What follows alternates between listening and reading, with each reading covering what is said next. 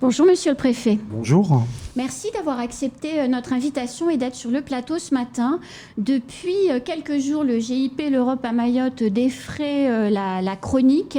On semblerait se tourner vers, en tout cas, une fin de cette première partie de l'histoire. Quelle gouvernance maintenant souhaitez-vous mettre en place pour gérer les fonds européens ?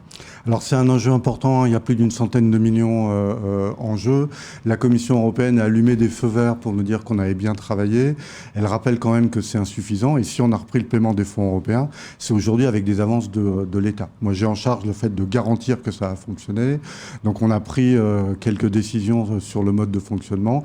Et puis, surtout, hier, avec les élus du conseil départemental qui font 50% du GIP, on s'est mis d'accord pour essayer de renouveler la gouvernance au sein de l'Assemblée générale.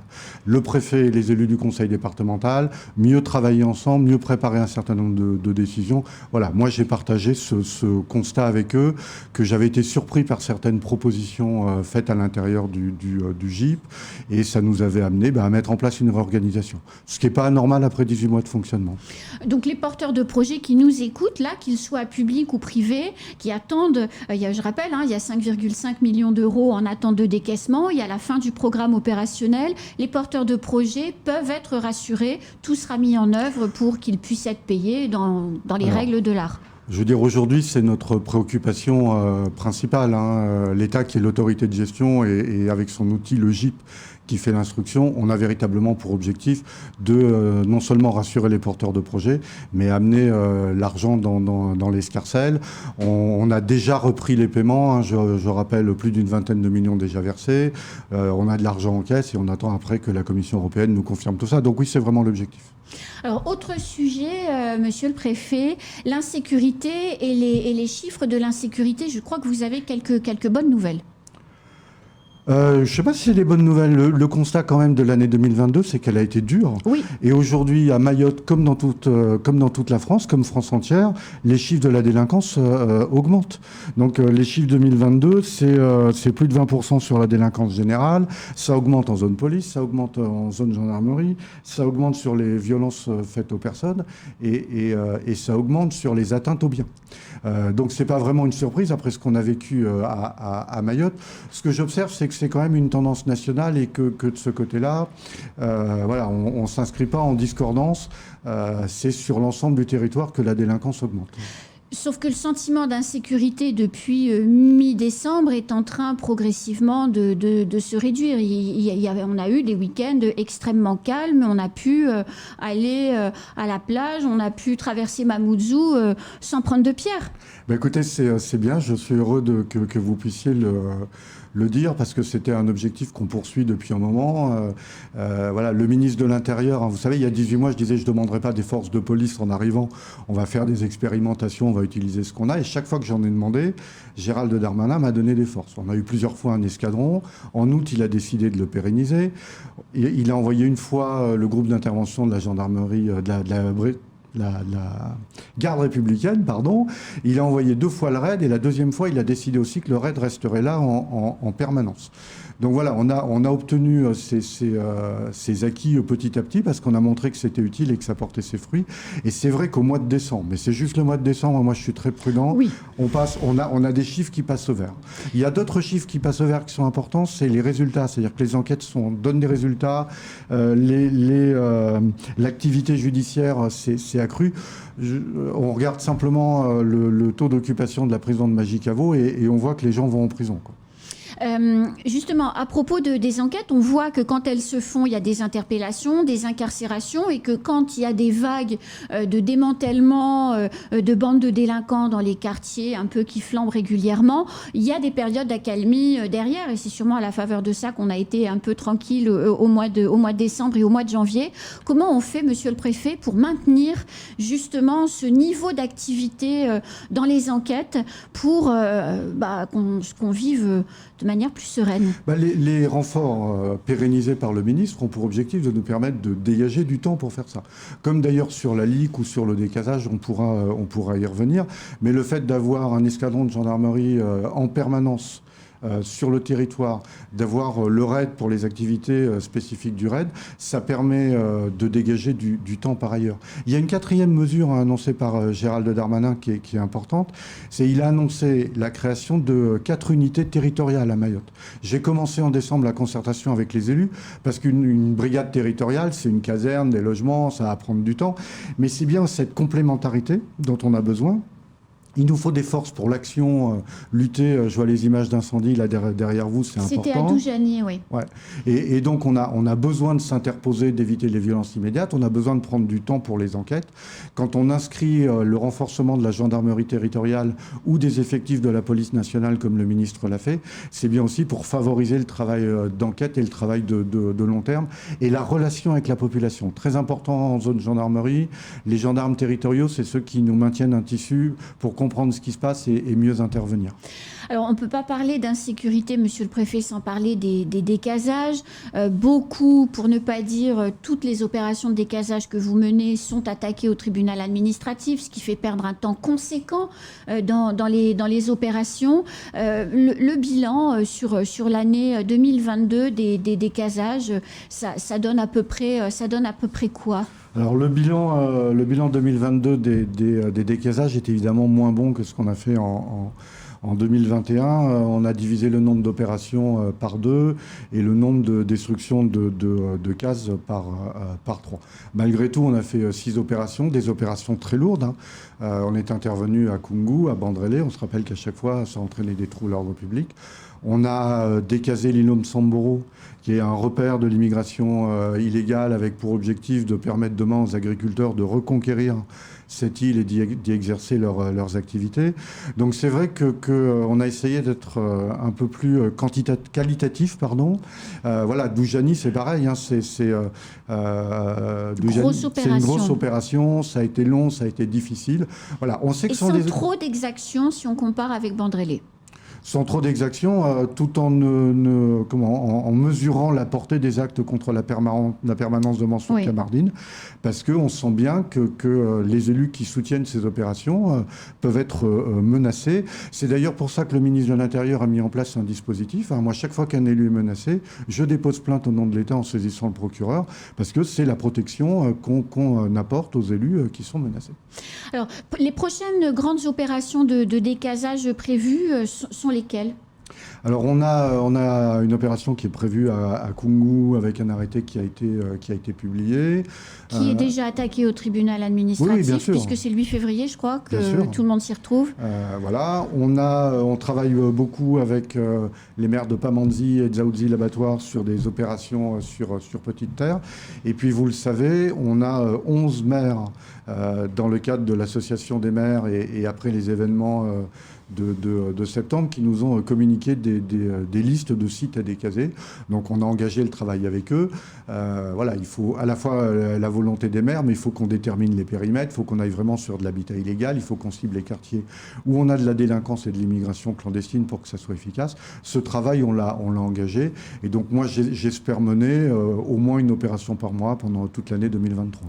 Lors de la venue du ministre Darmanin pour les fêtes de fin d'année, dans les confidences qui n'ont pas été d'ailleurs niées par l'équipe de Gérald Darmanin, il serait prévu une grosse opération de décasage avec plusieurs villes concernées, en même temps plusieurs centaines de cases détruites. Vous confirmez, ça aurait lieu quand, cette vaste opération ? Alors moi, ce que je peux vous confirmer en l'état actuel, c'est que le ministre m'a demandé de poursuivre le processus. On essaie de sécuriser sur le plan juridique. On a travaillé sur ces moyens et dans le travail avec le tribunal. Et on se saisit de cette opportunité donnée par les maires. 11 propositions, 11 communes. Voilà, on va travailler pour les mettre en œuvre. Maintenant, vous dire Comment on va gérer ça dans le temps avec les hypothèques que fait poser le harcèlement juridique dont nous sommes victimes dans ces opérations, c'est encore compliqué. Ce que je souhaite, c'est qu'en février, on puisse déjà mener Talus 2 à Magicavo et qu'on continue sur cette lancée. Si on est en capacité d'en faire plusieurs groupés pour que les moyens soient là, de profiter de la présence de force, bien évidemment, on le fera. Mais globalement, le ministre s'est engagé à avoir des actions spectaculaires, donc on travaille avec lui sur quelle forme, quel caractère ça va prendre. L'idée, c'est de conforter les Mahorais sur l'engagement de l'État dans leur île. Alors, vous avez commencé avec le travail partagé et conjoint avec certaines communes, je pense à Sada notamment, la lutte contre les marchands de sommeil. C'est-à-dire qu'il y a les décasages qui sont visibles et qui permettent de libérer du foncier, mais il y a aussi des personnes très malveillantes qui louent en règle générale des taudis à bon prix à des gens, quelquefois, qui ont des papiers, mais aussi à des personnes en situation irrégulière. La question, elle est peut-être un peu de fond, mais comment on fait pour lutter contre l'immigration clandestine quand on a de telles complicités pour le séjour illégal dans la société mahoraise? Parce que les 2 ou 3 personnes qui ont été condamnées récemment sont des gens qui ont des titres de séjour qui sont parfaitement en règle. Alors vous savez, ce qu'a dit le ministre quand il a reçu la société civile le 1er janvier, d'ailleurs avec une initiative d'Estelle Youssoufa qu'on a confortée. Il y avait les femmes leaders, il y avait les collectifs, etc. Il leur a dit « Notre combat est vain si la société mahoraise ne s'associe pas complètement à ça ». C'est un discours qui a été entendu, la lutte contre les complicités. Il y a des gens qui font de l'argent là-dessus, voilà, au-delà même des bons sentiments ou des cousins qu'on peut accueillir. Il y a vraiment des trafics. Donc on lutte contre ces trafics. Je crois que ça a été entendu. Moi, j'ai des collectifs qui sont venus me voir, de temps en temps on se parle, et qui me disent on a entendu ce que le ministre a dit, là, sur les marchands de sommeil, on va vous accompagner. On avait déjà du travail sur les décasages, on avait du travail sur la lutte contre l'immigration clandestine. Sur les marchands de sommeil, on vous a entendu. Donc on est intervenu sur les marchands de sommeil à Kungu, on l'a fait à Sada. Dernièrement, à Vaïbé, on a fait une grosse opération. Oui. Vous avez vu à l'occasion de Vaïbé que c'est devenu une cible dans les opérations de lutte contre l'immigration clandestine et la délinquance. Policiers et gendarmes sont sensibilisés sur le sujet. Quand on trouve un habitat comme celui-là qu'on peut identifier comme un marchand de sommeil, maintenant on a la méthode pour tirer le fil. Hop, on fait venir l'ARS aussi pour déclarer que c'est insalubre. Donc voilà, c'est devenu un objectif. Mais c'est vrai qu'on a besoin que jusqu'au bout, la société mahoraise assume ses responsabilités dans ce cadre-là et qu'effectivement, on combatte aussi ceux qui, à l'intérieur de l'île, avec des titres de séjour etc., favorisent l'immigration clandestine. C'est un trafic économique. Vous savez qu'en 2022, on a saisi pour 1 800 000 € de cigarettes de contrebande dans les Kwassa. C'est énorme. On voit bien qu'il y a des gens qui vivent de ça. Voilà, donc on essaie de tirer les fils pour démonter les filières. Donc quand avant-hier, à Bouéni, on ne sait pas qui, mais quand une personne étrangère en situation irrégulière se fait un peu taper dessus et prend une leçon de morale en lui disant tu n'aides pas au séjour de clandestins et en gros tu vas pas accueillir ce Kwassa sur notre plage. Vous voyez ces choses non, comment? Moi, je ne peux pas cautionner les violences. C'est-à-dire si cette personne a été frappée, voilà. Moi je souhaite, comme ça s'est passé dans un certain nombre d'endroits pour des délinquants, la population appelle les gendarmes et ils le remettent aux gendarmes. On l'a vu dans un certain nombre de cas où quelqu'un qui était pris sur un vol, une violence et tout, était remis aux gendarmes. Voilà, si on a affaire à des passeurs, si on a affaire à de l'aide à l'immigration clandestine, à des marchands de sommeil, il faut surtout qu'on travaille sur le fond. Et donc évidemment, prévenez la gendarmerie, travaillez avec nous. Je le dis souvent aux maires. D'ailleurs, on essaie d'être discret sur ce genre de choses. Mais par exemple, on a monté des groupes de partenariat opérationnel dans lesquels on a de la population, des policiers, des gendarmes qui se parlent sur des groupes fermés dans WhatsApp pour échanger de l'information. Et ça nous permet par exemple de lutter contre les bandes. Et c'est aussi en matière de sécurité un outil important sur l'information. Voilà, monter des groupes WhatsApp qui permettent de savoir ce qui se passe. Et quand en plus on les monte en lien avec la police et la gendarmerie, ça nous permet d'avoir du renseignement.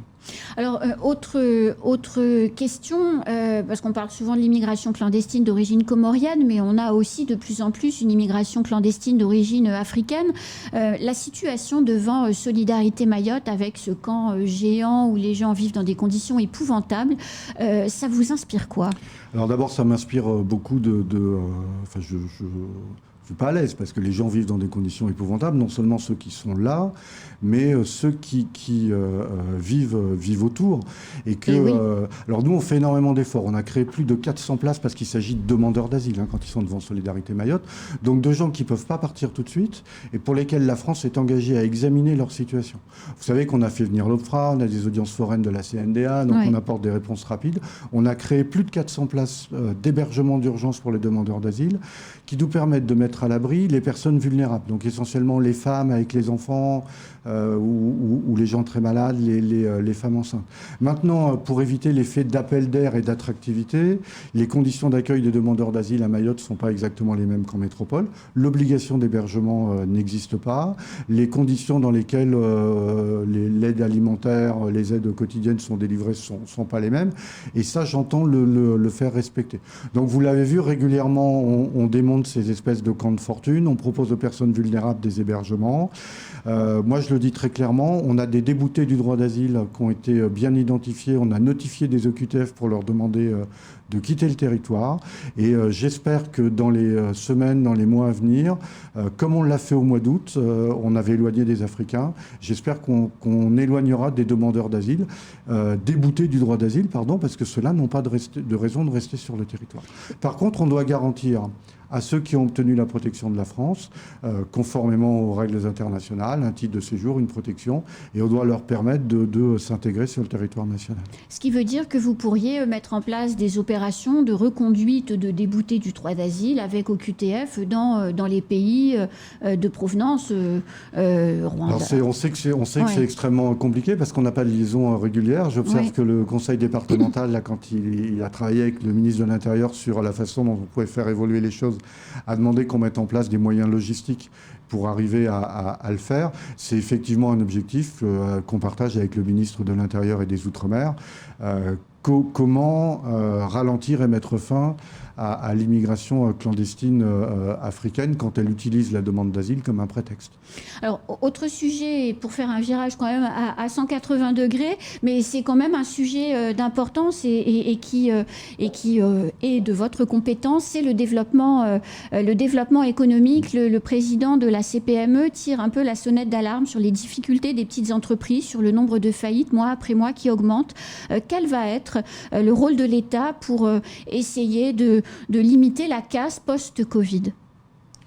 Vous l'avez vu, d'abord pendant le Covid, on a soutenu les entreprises, on a apporté un certain nombre d'aides. Aujourd'hui, les entreprises en difficulté, on continue à les suivre avec ce qu'on appelle le Codéfi, qui nous permet de mobiliser des moyens pour venir en aide à ces entreprises. Plus globalement, on a un certain nombre de dispositifs mis en place par le ministère de l'Économie et des Finances, par Bruno Le Maire, pour les accompagner. On est aussi en train de regarder l'adéquation qu'on peut avoir à Mayotte. Moi, aujourd'hui, on accompagne aussi les entreprises beaucoup dans leur développement. Hier, j'ai passé ma matinée à travailler avec les élus locaux, les chefs d'entreprise, les partenaires sociaux, sur le plan d'investissement dans les compétences. Une des difficultés des entreprises aussi, c'est d'embaucher des salariés compétents, de pouvoir l'attractivité, de les garder, de les payer suffisamment. On a mis, avec le conseil départemental, 90 millions d'euros sur la table en 5 ans pour améliorer les compétences, former les gens. Ça a été très perturbé par le Covid, mais on a vu que ça fonctionne pas trop mal. Donc voilà, accompagner les entreprises aujourd'hui dans leur développement, c'est véritablement un objectif fort pour nous. Le Liedom le dit, la commande publique drive quelque part et tire l'économie locale. Cette commande publique, c'est de plus en plus de gros dossiers qui se conçoivent en termes d'appel d'offres par de la conception-réalisation, donc qui écartent les petites entreprises. Comment on peut faire, monsieur le préfet, pour que les petites PME ou les petites entreprises mahoraises puissent accéder directement à la commande publique et ne soient pas tributaires de la sous-traitance des grands groupes? Bon, alors d'abord, ça nécessite d'accompagner un certain nombre de ces entreprises pour apprendre à répondre à la commande publique. On l'a vu dans un certain nombre de domaines.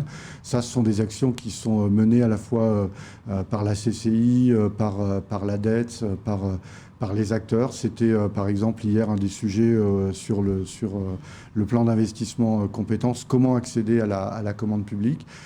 C'est une préoccupation pour l'État et pour le conseil départemental. Ensuite, c'est vrai pour un certain nombre de gros projets, mais en même temps, on a des projets locaux, territoriaux, portés par les collectivités locales, qui, eux, sont plus accessibles et vont permettre aux petites entreprises d'avoir des formes de réponse. Après, il faut aussi qu'on utilise des méthodes nouvelles. Je pense par exemple à la proposition de l'ADETS d'accompagner les entreprises sur la création d'un groupement d'employeurs et de compétences qui permet de mettre un certain nombre de compétences à la disposition de groupements d'entreprises et d'entreprises qui s'allient pour répondre à ce genre de choses. Voilà des formes de réponse dans lesquelles on peut les accompagner. Et ce sera le dernier sujet qu'on va aborder, si vous le voulez bien, l'inflation, la hausse des prix. Vous avez publié il y a quelques jours l'augmentation des prix du carburant. Je dis augmentation parce qu'ils ont augmenté d'environ 5 à 7 centimes. L'inflation annoncée la semaine dernière, on est à 13% sur l'alimentaire, une inflation sur 12 mois de 7,1% qui est désormais supérieure à Mayotte à celle de la métropole. Les prix du BQP qui continuent à augmenter en dépit de la signature et des engagements. Qu'est-ce qu'on peut faire pour protéger... Le panier du BQP augmente pas. L'engagement des distributeurs dans ce domaine, c'est que l'ensemble du panier du BQP reste sous les seuils que nous avons fixés. Ça, on le vérifie. Après, il peut y avoir des variations à l'intérieur. Mais c'est un vrai sujet. Vous avez vu qu'on est intervenu de façon importante, en particulier sur l'énergie, et ça a permis de lisser, d'abord de faire des diminutions importantes, oui. Ensuite de lisser. Et en fait, on a passé ce cap sans trop de difficultés. Alors que si on avait été amené à avoir de l'euro au-dessus de 2 euros, je pense que ça aurait été un vrai problème. Là, vraiment, je veux saluer aussi l'action du conseil départemental qui nous a accompagnés sur le BQP, la charte d'engagement. Ça reste un vrai souci de la part de Jean-François Carinco. On échange assez régulièrement là-dessus. Et donc, notre objectif, c'est de continuer à travailler dans ce domaine.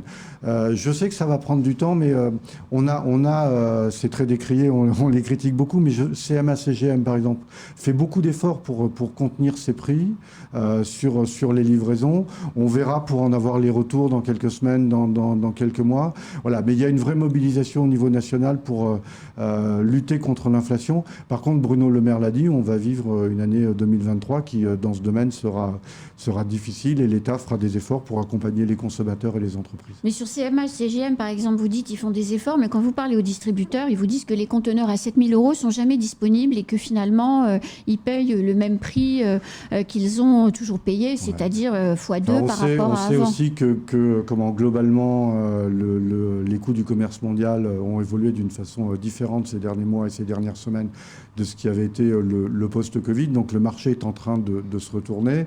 Mayotte est à l'écart des grandes routes. Ça nécessite probablement une adaptation différente. Voilà, j'espère et je souhaite que les efforts de tout le monde finissent par payer.